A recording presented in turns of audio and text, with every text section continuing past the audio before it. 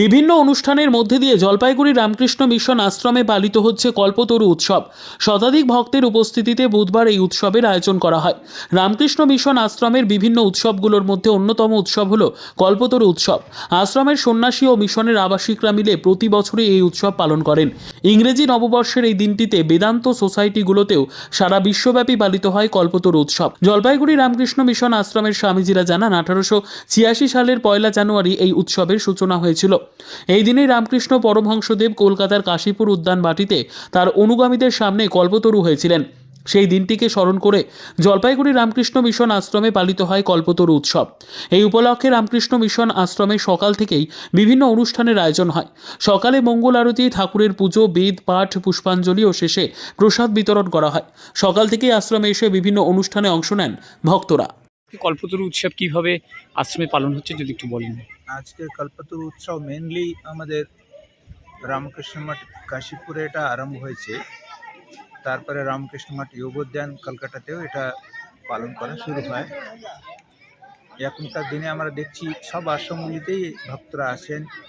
অনেক আশ্রমগুলিতে উৎসবগুলি অনুষ্ঠানটা হয়।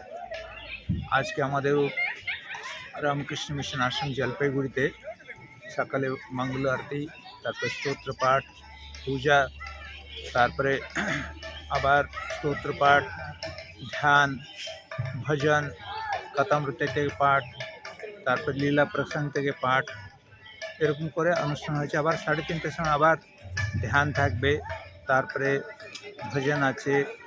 এ দিনের উপলক্ষে কথা আছে, কল্পতরু দিনের বৈশিষ্ট্য যে কী আছে। তারপর সন্ধ্যাবেলা আবার বিশেষ ভজন এগুলি আছে।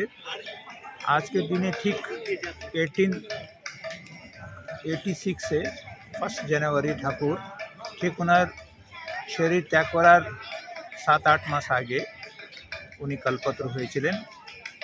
কল্পতরু মানে উনি আধ্যাত্মিক চৈতন্য হওয়ার জন্যে মানুষকে আশীর্বাদ করেছিলেন। মন্তেশ্বর থেকে জ্যোতির্ময় মণ্ডলের report, PB news. R painter পূর্ব বর্ধমান। ফ্ল্যাটের থেকে সস্তা এবার নিজের বাড়ি। প্লট করার জায়গা মাত্র 1.5 লক্ষ টাকা কাঠা। মাত্র 50,000 টাকা দিয়ে নিজের নামে অগ্রিম রেজিস্ট্রি করে নিন। বাকি 1 লক্ষ টাকা লোনের সুবিধা করে প্রতি মাসে 1,667 টাকা 60 মাসে পরিশোধ করে ফেলুন। আরও বিশেষ আকর্ষণীয় থাকছে, আপনাদের জন্য রাস্তা থাকছে 12 থেকে 16 ফুট চওড়া, 24 ঘন্টা জল ও বিদ্যুৎ সরবরাহ, পরিকল্পিত ড্রেনেজ ব্যবস্থা ও নিরাপত্তার ব্যবস্থা থাকছে এবং থাকছে স্কুল। একই ছাদের তলায় সর্বশিক্ষা, লেক পার্ক, খেলার মাঠ, সুইমিং পুল, হাসপাতাল, ব্যাংক, এটিএম, শপিং মল ইত্যাদি আরও অনেক সুযোগ সুবিধা পাচ্ছেন। ঠিকানা মনে রাখবেন, বর্ধমান রেলওয়ে স্টেশন থেকে কাটুয়া রোড, দেওয়ানদিঘি থানা 500 মিটার, নবদ্বীপ রোড 200 মিটার। তবে আর দেরি কেন, আজই চলে আসুন। তবে হ্যাঁ, কন্ট্যাক্ট নাম্বার মনে রাখবেন 7547903108 অথবা 8918277795। অফিস বিজয়রাম, কালীতলা, পূর্ব বর্ধমান।